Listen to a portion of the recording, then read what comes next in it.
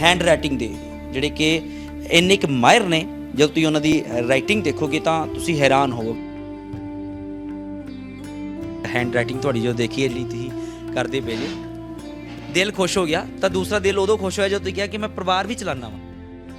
मेरा एक्सीडेंट हो गया तो एक्सीडेंट नाल मेरी ਜਿਹੜੇ ਦੋਵੇਂ ਲੱਤਾਂ ਫ੍ਰੈਕਚਰ ਹੋ ਗਈਆਂ।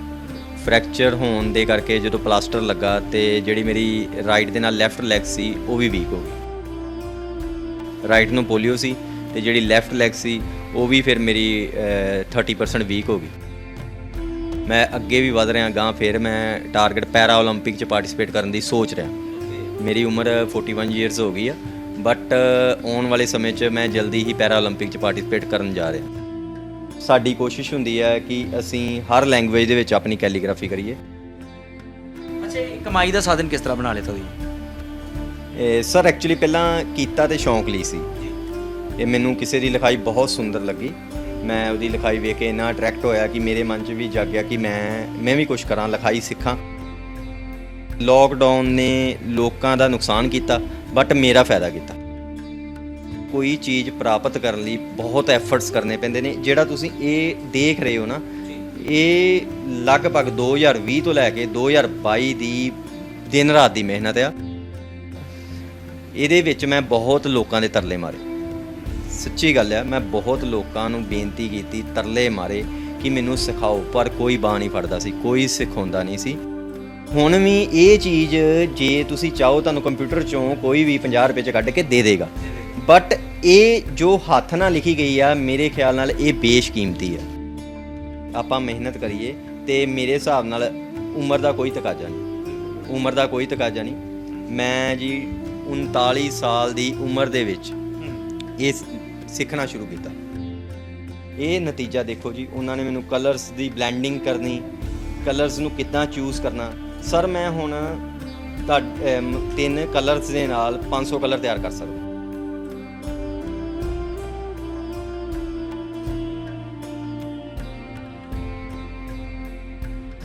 अपने हालातों से बेखबर हूँ मैं, अपने हालातों से बेखबर हूँ मैं। मैंने अक्सर सुना है लोगों से तुम कहीं परेशान तो नहीं।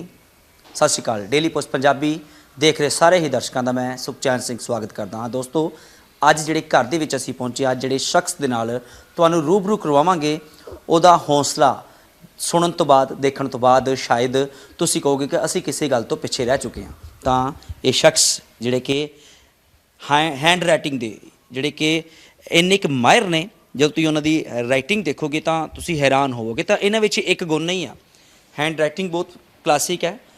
उस तो बाद बॉडी फिल्डिंग ਦੇ ਕਿਤੇ ਨਾ ਕਿਤੇ ਚੈਂਪੀਅਨ ਰਹਿ ਚੁੱਕੇ ਆ ਆਪਣੇ ਜ਼ਮਾਨੇ ਦੇ ਵਿੱਚ। ਤਾਂ ਤੀਸਰਾ ਜੇ ਅਸੀਂ ਗੱਲ ਕਰੀਏ ਤਾਂ ਟੀਚਰ ਵੀ ਨੇ, ਸਕੂਲ ਦੇ ਵਿੱਚ ਬੱਚਿਆਂ ਨੂੰ ਪੜ੍ਹਾਉਂਦੇ ਵੀ। ਤਾਂ ਚੌਥਾ ਜਦੋਂ ਤੁਸੀਂ ਸੁਣੋਗੇ ਤੇ ਹੈਰਾਨ ਹੋ ਜਾਓਗੇ ਕਿ ਇਹਨਾਂ ਦੀ ਜਿਹੜੀਆਂ ਲੱਤਾਂ ਨੇ ਉਹ ਸਹੀ ਨਹੀਂ ਹੈ। ਸ਼ਾਇਦ ਇਹਨਾਂ ਨੂੰ ਬਚਪਨ ਤੋਂ ਪੋਲੀਆ ਸੀ, ਇਹ ਅਪਾਹਿਜ ਨੇ, ਪਰ ਫਿਰ ਵੀ ਹੌਸਲੇ ਜਿਹੜੇ ਨੇ ਉਹ ਇੰਨੇ ਬੁਲੰਦ ਨੇ ਕਿ ਜਿਹੜੇ ਚੰਗੇ ਭਲੇ ਲੋਕ ਨੇ ਉਹ ਹਿੰਮਤ ਹਾਰ ਕੇ ਬਹਿ ਜਾਂਦੇ ਨੇ ਅੱਜ ਕੱਲ੍ਹ ਦੇ ਦੌਰ ਦੇ ਵਿੱਚ। ਪਰ ਇਹ ਸ਼ਖਸ ਜਿਹੜੇ ਨੇ ਕਿਤੇ ਨਾ ਕਿਤੇ ਆਪਣੇ ਬੱਚਿਆਂ ਨੂੰ ਪਾਲਦੇ ਪਏ ਨੇ, ਆਪਣੀ ਫੈਮਿਲੀ ਪਾਲਦੇ ਪਏ ਨੇ, ਵਧੀਆ ਤਰੀਕੇ ਨਾਲ ਪਾਲਦੇ ਪਏ ਨੇ। ਕੋਈ ਇਸ ਤਰ੍ਹਾਂ ਨਹੀਂ ਕਿ ਅਸੀਂ ਦਰ ਦੀਆਂ ਠੋਕਰਾਂ ਖਾ ਕੇ ਪਾਲਦੇ ਪਏ ਹਾਂ। ਅਸੀਂ ਮਿਹਨਤ ਕਰਦੇ ਪਏ ਹਾਂ ਤਾਂ ਮਿਹਨਤ ਕਰਕੇ ਆਪਣੇ ਪਰਿਵਾਰ ਨੂੰ ਪਾਲਦੇ ਨਜ਼ਰ ਆ ਰਹੇ ਨੇ।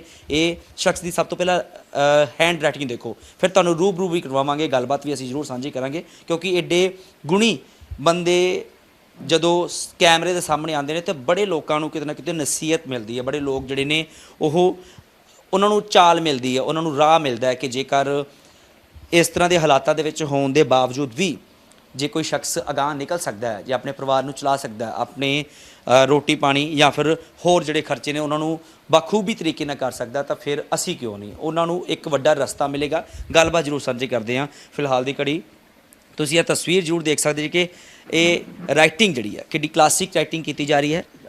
ਟੇਬਲ ਦੇ ਉੱਤੇ ਇੱਕ ਵੱਡਾ ਖਲੇਰਾ ਜਿਹੜਾ ਨਜ਼ਰ ਆ ਰਿਹਾ, ਪਰ ਇਹ ਖਲੇਰਾ ਨਹੀਂ ਹੈ, ਇਹ ਰੋਜੀ ਰੋਟੀ ਇਹਨਾਂ ਦੀ ਜਿਹੜੀ ਚੱਲਦੀ ਪਈ ਆ। ਵੀਰ ਜੀ ਸਭ ਤੋਂ ਪਹਿਲੇ ਨਾਮ ਦੱਸੋ। ਹਾਂਜੀ, ਬਹੁਤ ਬਹੁਤ ਧੰਨਵਾਦ ਜੀ ਤੇ ਸਤਿ ਸ਼੍ਰੀ ਅਕਾਲ। ਮੇਰਾ ਨਾਮ ਜੀ ਸੁਰਿੰਦਰਪਾਲ ਸਿੰਘ। ਸੁਰਿੰਦਰ ਜੀ, ਜੋ ਤੁਹਾਡੇ ਘਰ ਆਏ ਨਾ ਤੇ हैंड राइटिंग ਤੁਹਾਡੀ ਜੋ ਦੇਖੀ ਹੈ ਜਿਹੜੀ ਤੁਸੀਂ ਕਰਦੇ ਪਏ ਜੇ, ਦਿਲ ਖੁਸ਼ ਹੋ ਗਿਆ। ਤਾਂ ਦੂਸਰਾ ਦਿਲ ਉਦੋਂ ਖੁਸ਼ ਹੋਇਆ ਜਦੋਂ ਤੁਸੀਂ ਕਿਹਾ ਕਿ ਮੈਂ ਪਰਿਵਾਰ ਵੀ ਚਲਾਉਣਾ ਵਾ, ਇਹ ਕੰਮ ਵੀ ਮੇਰਾ ਬਣ ਚੁੱਕਿਆ। ਕਈ ਲੋਕ ਇਸ ਤਰ੍ਹਾਂ ਦੇ ਜਿਹੜੇ ਹਿੰਮਤ ਹਾਰ ਕੇ ਬੈਠ ਜਾਂਦੇ ਨੇ, ਉਹਨਾਂ ਨੂੰ ਥੋੜ੍ਹੀ ਦੇਰ ਕੰਮ ਨਹੀਂ ਮਿਲਦਾ, ਨੌਕਰੀ ਨਹੀਂ ਮਿਲਦੀ, ਘਰ ਬੈਠ ਜਾਂਦੇ, ਨਸ਼ਿਆਂ ਵੱਲ ਲੱਗ ਜਾਂਦੇ ਨੇ, ਜ਼ਿਆਦਾਤਰ ਰੌਲਾ ਇਹੋ ਹੀ ਪੈਂਦਾ। ਪਰ ਤੁਸੀਂ ਇਹ ਸ਼ੁਰੂਆਤ ਕਿਸ ਤਰ੍ਹਾਂ ਕੀਤੀ ਆਪਣੀ ਜ਼ਿੰਦਗੀ ਦੀ? ਪਹਿਲੇ ਇਹ ਦੱਸੋ ਤੁਹਾਡੀ ਇਹ ਲੱਤਾਂ ਨੂੰ ਕੀ ਹੋਇਆ? ਸਰ ਬਚਪਨ ਤੋਂ ਹੀ ਪੋਲੀਓ ਹੋ ਗਿਆ ਸੀ ਜੀ ਤੇ ਉਸ ਤੋਂ ਬਾਅਦ ਮੇਰੇ ਮਾਤਾ ਪਿਤਾ ਜੀ ਨੇ ਮੇਰਾ ਬਹੁਤ ਇਲਾਜ ਕਰਾਇਆ, ਪਰ ਮੈਂ ਠੀਕ ਹੋ ਗਿਆ ਸੀ। ਫਿਰ ਠੀਕ ਹੋ ਗਿਆ ਸੀ, ਪੋਲੀਓ ਠੀਕ ਹੋ ਗਿਆ, 90% ਪੋਲੀਓ ਠੀਕ ਹੋ ਗਿਆ, ਮੇਰੀ ਲੱਤ ਠੀਕ ਹੋ ਗਈ ਸੀ। ਉਸ ਤੋਂ ਬਾਅਦ ਕੀ ਹੋਇਆ ਕਿ ਮੇਰਾ ਐਕਸੀਡੈਂਟ ਹੋ ਗਿਆ ਤੇ ਐਕਸੀਡੈਂਟ ਨਾਲ ਮੇਰੀਆਂ ਜਿਹੜੇ ਦੋਵੇਂ ਲੱਤਾਂ ਫ੍ਰੈਕਚਰ ਹੋ ਗਈਆਂ। ਫ੍ਰੈਕਚਰ ਹੋਣ ਦੇ ਕਰਕੇ ਜਦੋਂ ਪਲਾਸਟਰ ਲੱਗਾ ਤੇ ਜਿਹੜੀ ਮੇਰੀ ਰਾਈਟ ਦੇ ਨਾਲ ਲੈਫਟ ਲੈਗ ਸੀ ਉਹ ਵੀ ਵੀਕ ਹੋ ਗਈ। ਰਾਈਟ ਨੂੰ ਪੋਲੀਓ ਸੀ ਤੇ ਜਿਹੜੀ ਲੈਫਟ ਲੈਗ ਸੀ ਉਹ ਵੀ ਫਿਰ ਮੇਰੀ 30% ਵੀਕ ਹੋ ਗਈ ਤੇ ਉਹ 70% ਉਹ ਵਰਕ ਕਰਦੀ ਆ। ਤੇ ਬਾਕੀ ਪਰਮਾਤਮਾ ਦਾ ਸ਼ੁਕਰ ਹੈ ਜੀ, ਉਹਨਾਂ ਨੇ ਰੋਜੀ ਰੋਟੀ ਤੇ ਲਾਇਆ, ਨੌਕਰੀ ਬਖਸ਼ੀ ਆ।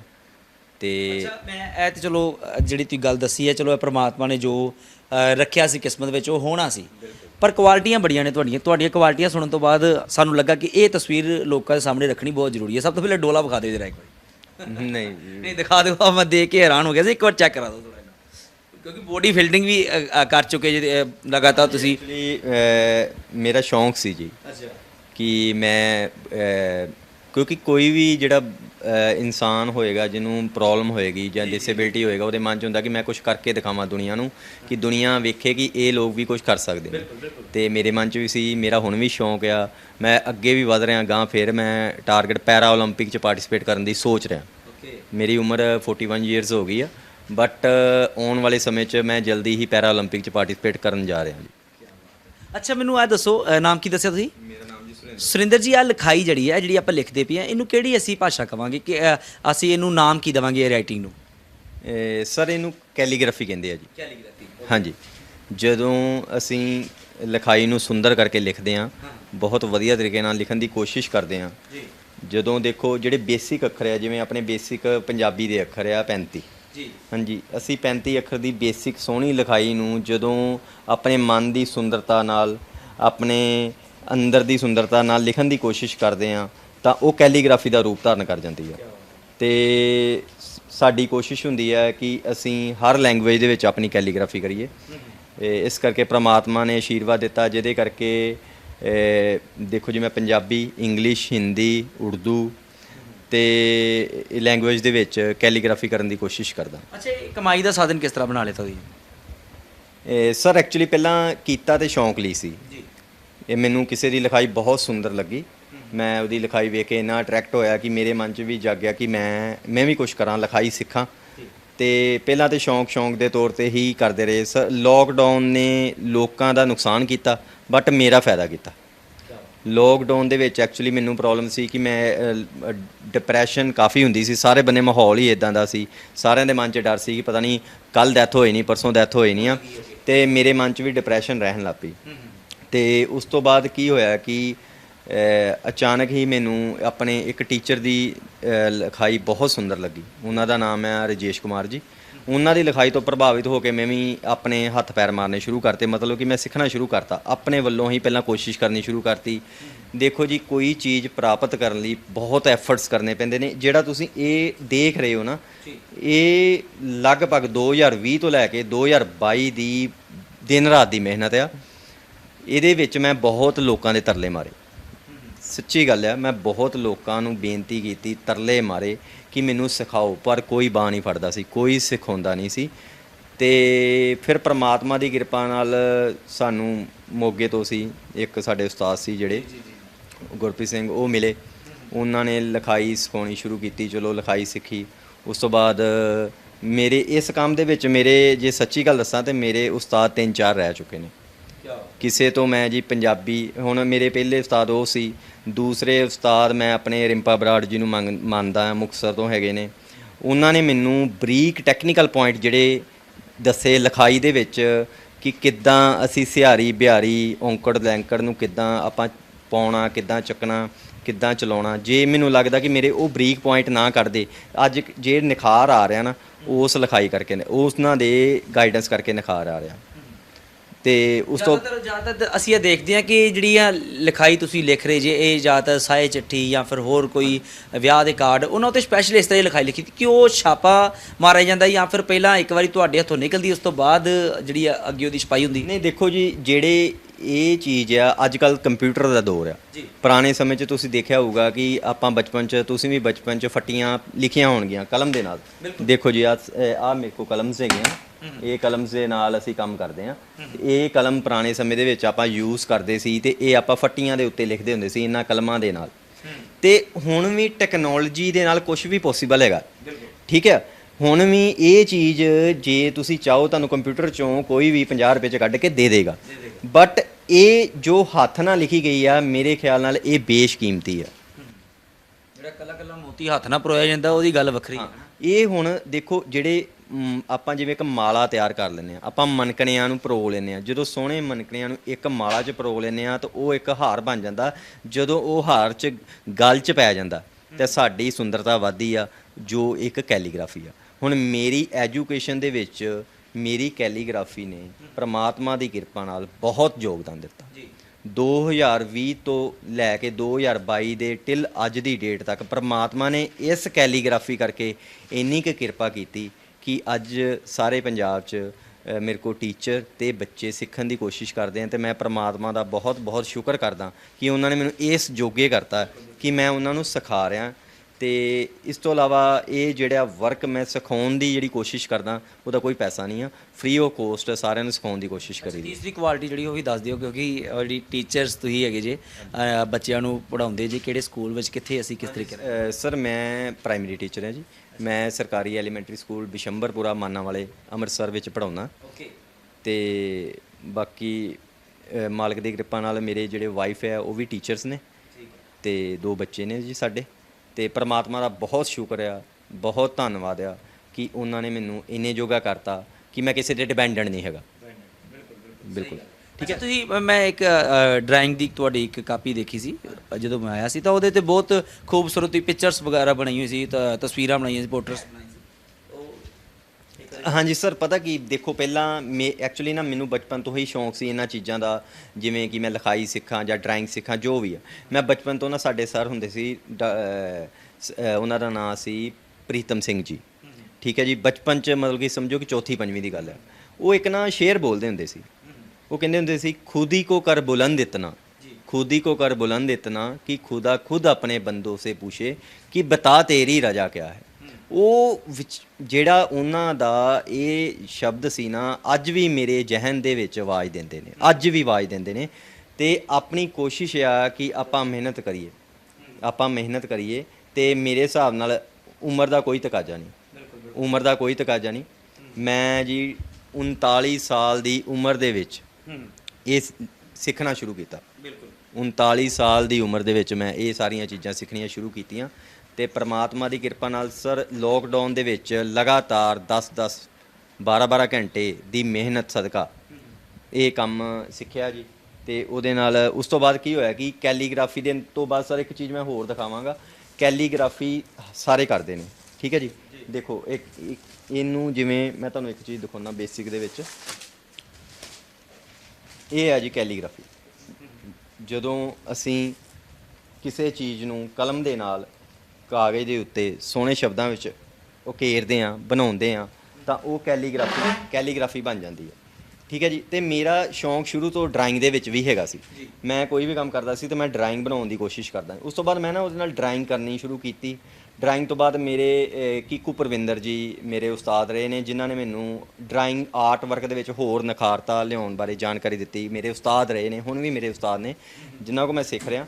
ਇਹ ਨਤੀਜਾ ਦੇਖੋ ਜੀ, ਉਹਨਾਂ ਨੇ ਮੈਨੂੰ ਕਲਰਸ ਦੀ ਬਲੈਂਡਿੰਗ ਕਰਨੀ, ਕਲਰਸ ਨੂੰ ਕਿੱਦਾਂ ਚੂਜ਼ ਕਰਨਾ। ਸਰ ਮੈਂ ਹੁਣ 3 ਕਲਰਸ ਦੇ ਨਾਲ 500 ਕਲਰ ਤਿਆਰ ਕਰ ਸਕਦਾ।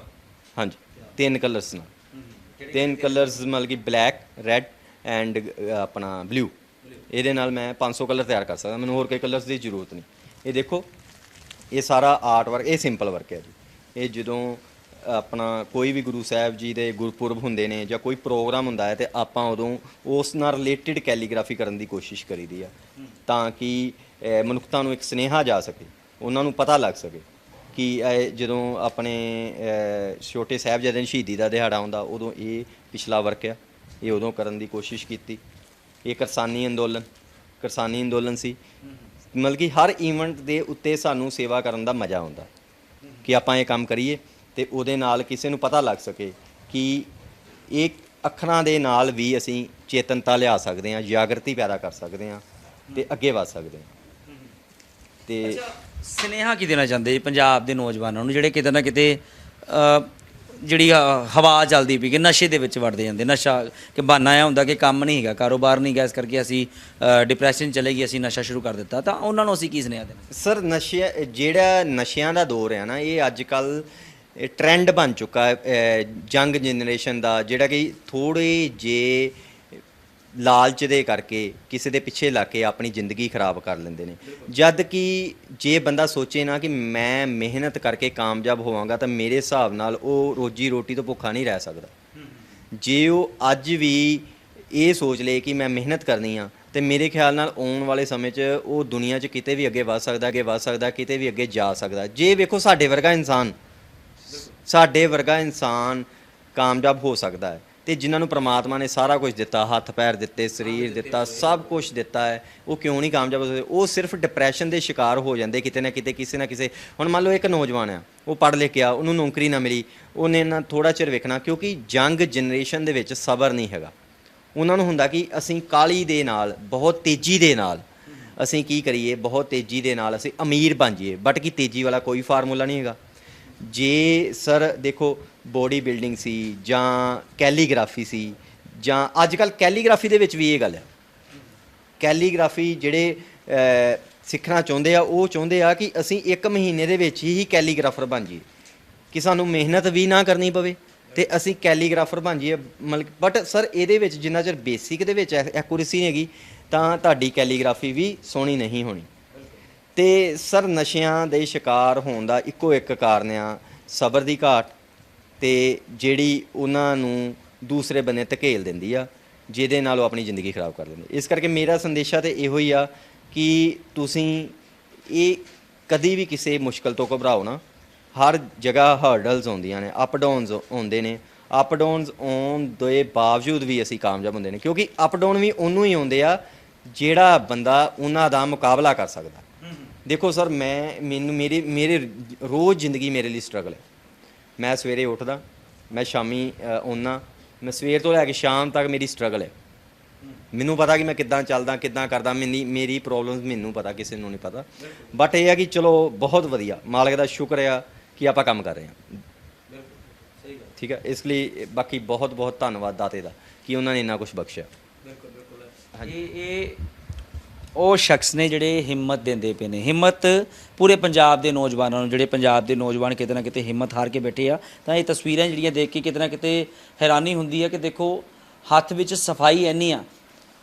ਜ਼ਰੂਰੀ ਨਹੀਂ ਹੈ ਕਿ ਜੇ ਸਾਨੂੰ ਨੌਕਰੀ ਮਿਲੇਗੀ ਤਾਂ ਅਸੀਂ ਕੰਮ ਕਰ ਸਕਾਂਗੇ, ਜੇ ਸਾਨੂੰ ਕੋਈ ਕਾਰੋਬਾਰ ਦੱਸੇਗਾ ਤਾਂ ਫਿਰ ਅਸੀਂ ਕੰਮ ਕਰ ਸਕਾਂਗੇ, ਜੇ ਸਾਨੂੰ ਕੋਈ ਕਹੇਗਾ ਕਿ ਤੁਸੀਂ ਆਪਣਾ ਬਿਜ਼ਨਸ ਕਰ ਲਓ, ਸਾਡੇ ਕੋਲ ਪੈਸੇ ਲੈ ਲਓ, ਤਾਂ ਫਿਰ ਅਸੀਂ ਕੰਮ ਕਰ ਸਕਦੇ। ਅਸੀਂ ਜ਼ੀਰੋ ਤੋਂ ਉੱਠ ਕੇ ਵੀ ਕਿਤੇ ਨਾ ਕਿਤੇ ਆਪਾਂ ਕਮਾਈ ਕਰਕੇ ਆਪਣੇ ਪਰਿਵਾਰ ਨੂੰ ਚਲਾ ਸਕਦੇ ਵਧੀਆ ਤਰੀਕੇ ਦੇ ਨਾਲ। ਤੇ ਇਹ ਜ਼ੀਰੋ ਤੋਂ ਉੱਠਿਆ ਅਸੀਂ ਕਹਿ ਸਕਦੇ ਹਾਂ ਕਿ ਇੱਕ ਰੰਗ ਦੀ ਡੱਬੀ ਲਿਆਂਦੀ ਤਾਂ ਨਾਲ ਕਲਮ ਲਿਆਂਦੀ, ਉਸ ਤੋਂ ਬਾਅਦ ਸ਼ੁਰੂ ਕਰ ਦਿੱਤੀ ਸਟੱਡੀ। ਤਾਂ ਦੇਖੋ ਅੱਜ ਪਰਿਣਾਮ ਦੇਖ ਸਕਦੇ ਜੀ ਕਿ ਕਿਸ ਤਰੀਕੇ ਦਾ ਕਿ ਮੇਰੇ ਹਿਸਾਬ ਦੇ ਨਾਲ ਬਹੁਤ ਸਾਰੇ ਲੋਕ ਇੱਥੇ ਪਹੁੰਚਦੇ ਵੀ ਆ, ਜਿਹੜੇ ਕਿ ਵੱਖ-ਵੱਖ ਤਰੀਕੇ ਨਾਲ ਇਹ ਜਿਹੜੀ ਰਾਈਟਿੰਗ ਇਹਨਾਂ ਕੋਲ ਕਰਵਾ ਕੇ ਲੈ ਕੇ ਜਾਂਦੇ ਹੋਣਗੇ, ਜਾਂ ਫਿਰ ਕੁਝ ਸਟੂਡੈਂਟ ਜਿਹੜੇ ਨੇ, ਟੀਚਰਸ ਜਿਹੜੇ ਕਹਿੰਦੇ ਨੇ ਕਿ ਸਾਨੂੰ ਵੀ ਇਹ ਜਿਹੜੀ ਸਿਖਾ ਦਿੱਤੀ ਜਾਵੇ ਰਾਈਟਿੰਗ। ਪਰ ਵੱਡਾ ਸਵਾਲ ਇੱਥੇ ਇਹ ਖੜਾ ਹੋ ਰਿਹਾ ਕਿ ਜੇਕਰ ਸ਼ਾਗਿਰਦ ਚੰਗਾ ਤਾਂ ਫਿਰ ਉਸਤਾਦ ਬੜੇ ਖੜੇ ਹੋ ਜਾਣਗੇ ਕਿ ਅਸੀਂ ਇਹਨੂੰ ਸ਼ਾਗਿਰਦ ਪਾਈਏ। ਪਰ ਸ਼ਾਗਿਰਦ ਦੇ ਵਿੱਚ ਉਹ ਕੁਆਲਿਟੀ ਹੋਣੀ ਚਾਹੀਦੀ, ਜਿਹੜੀ ਕੁਆਲਿਟੀ ਇਹਨਾਂ ਦੇ ਵਿੱਚ ਹੈਗੀ ਆ, ਜਿਨ੍ਹਾਂ ਵੱਲੋਂ ਇਹ ਖਾਸ ਤਸਵੀਰ ਜਿਹੜੀ ਸਾਡੇ ਨਾਲ ਸਾਂਝੀ ਅੱਜ ਕੀਤੀ ਗਈ ਹੈ। ਤਾਂ ਇਹ ਤਸਵੀਰ ਦਿਖਾਉਣ ਦਾ ਸਾਡਾ ਇਹ ਮਕਸਦ ਹੈ ਕਿ ਜਿਹੜੇ ਕਿਤੇ ਨਾ ਕਿਤੇ ਹਿੰਮਤ ਹਾਰ ਚੁੱਕੇ ਨੇ ਉਹ ਹਿੰਮਤ ਨਾ ਹਾਰਨ। ਹੁਣ ਉਹ ਰਸਤੇ ਪੈਣ, ਕੰਮ ਜਿਹੜਾ ਮਰਜ਼ੀ ਹੋਵੇ, ਜਿੱਥੇ ਮਰਜ਼ੀ ਅਸੀਂ ਚੱਲ ਪਈਏ, ਸੱਚੇ ਦਿਲ ਦੇ ਨਾਲ ਜਿੱਥੇ ਮਰਜ਼ੀ ਅਸੀਂ ਚੱਲ ਪਈਏ ਤਾਂ ਅਸੀਂ ਕਿਤੇ ਨਾ ਕਿਤੇ ਮੰਜ਼ਿਲ ਨੂੰ ਪਾ ਸਕਦੇ ਹਾਂ। ਤਾਂ ਮੰਜ਼ਿਲ ਨੂੰ ਪਾ ਲਿੱਤਾ ਗਿਆ। ਇਸ ਵੇਲੇ ਇਹ ਤਸਵੀਰ ਤੇ ਇਹਨਾਂ ਦੇ ਬੋਲ ਜਿਹੜੇ ਨੇ, ਉਹ ਸੰਦੇਸ਼ ਜਿਹੜਾ ਵਾ ਉਹ ਪੰਜਾਬ ਦੇ ਲੋਕਾਂ ਨੂੰ ਨਹੀਂ, ਪੂਰੇ ਦੇਸ਼ ਦੇ ਲੋਕਾਂ ਨੂੰ ਜ਼ਰੂਰ ਦਿੰਦੇ ਨਜ਼ਰ ਆ ਰਹੇ ਨੇ। ਤਾਂ ਅਗਾਂਹ ਵਧੋ, ਕਿਤੇ ਨਾ ਕਿਤੇ ਪੰਜਾਬ ਦੇ ਨਾਲ ਖੜੋ, ਕਿਉਂਕਿ ਪੰਜਾਬ ਨੂੰ ਅੱਜ ਨੌਜਵਾਨਾਂ ਦੀ ਲੋੜ ਹੈ, ਜਿਹੜੇ ਨੌਜਵਾਨ ਇਸ ਵੇਲੇ ਨਸ਼ੇ ਦੇ ਵਿੱਚ ਧੱਸਦੇ ਜਾ ਰਹੇ ਨੇ। ਤਾਂ ਇਹ ਸੁਨੇਹਾ ਦੇਣ ਦਾ ਸਾਡਾ ਕਾਰਨ ਵੀ ਇਹੋ ਹੀ ਸੀ। ਕੈਮਰਾਮੈਨ ਸੰਦੀਪ ਦੇ ਨਾਲ ਸੁਖਚੈਨ ਸਿੰਘ, ਡੇਲੀ ਪੋਸਟ ਪੰਜਾਬੀ, ਅੰਮ੍ਰਿਤਸਰ।